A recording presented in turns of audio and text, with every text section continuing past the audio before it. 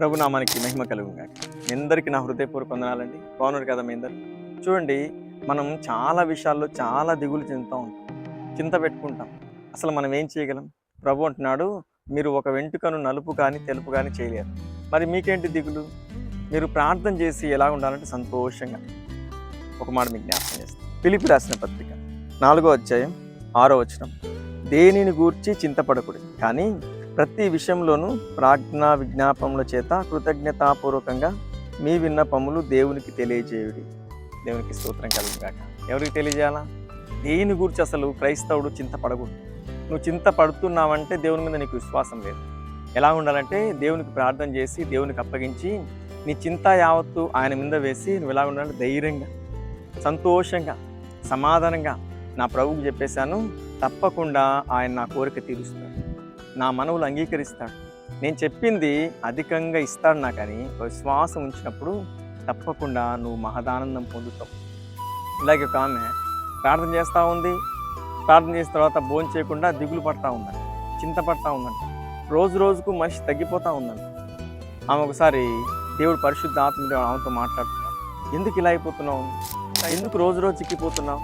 నువ్వు నా నామంలో ప్రార్థించే స్త్రీ, నన్ను ఆరాధించే స్త్రీ, మరి నువ్వు చెప్పిందంతా నేను విన్నాను, నాకు చెప్పావు కదా, నువ్వు ఎలా ఉండాలి? ధైర్యంగా ఉండాలి, సంతోషంగా ఉండాలి.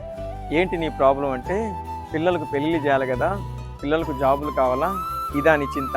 ఇంత చిన్న వాటికి నువ్వు భయపడుతున్నావు, ఇంత చిన్న వాటికి చిక్కిపోతున్నావు. నువ్వు నాకు ప్రార్థన చేసిన దానివి, నువ్వు సంతోషంగా ఉండాలి. నువ్వేం చేయగలవు? నువ్వు పెళ్ళి చేయగలవా? జాబ్ తెప్పించగలవా? ఏమైనా చేయగలవా అంటే, నేనేం చేయలేని ప్రభా, ఏం చేయలేని దానివి ఎందుకు అలా దిగులు పెట్టుకున్నావు? నీ చింత యావత్తు నా మీద వేయి, నువ్వు సంతోషంగా ఉండు. నీకెంటికి భయం?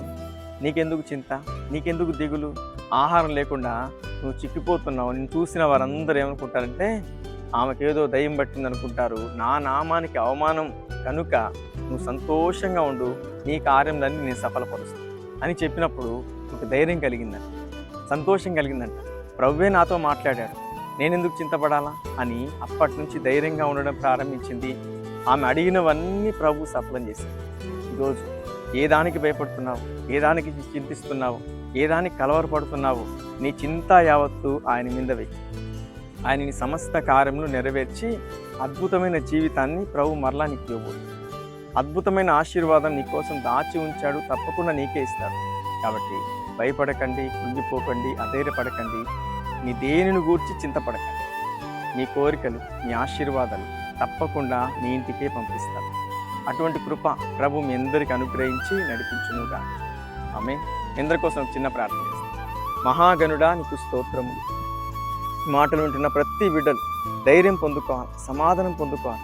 నా ప్రభువుకు చెప్పాను కదా, సమస్తము ఆయన చేస్తాడని విశ్వాసం ప్రతి బిడ్డలకు దయచేయమని, ప్రతి బిడ్డలను బలపరచమని యేసు నామములో ప్రార్థిస్తున్నాం పరమ తండ్రి. ఆమేన్. వీడియో చూసిన ప్రతి ఒక్కరిని ప్రభు దీవించి ఆశీర్వదించి అన్ని విషయాల్లో వృద్ధి పొందించును గాక. ఆమేన్.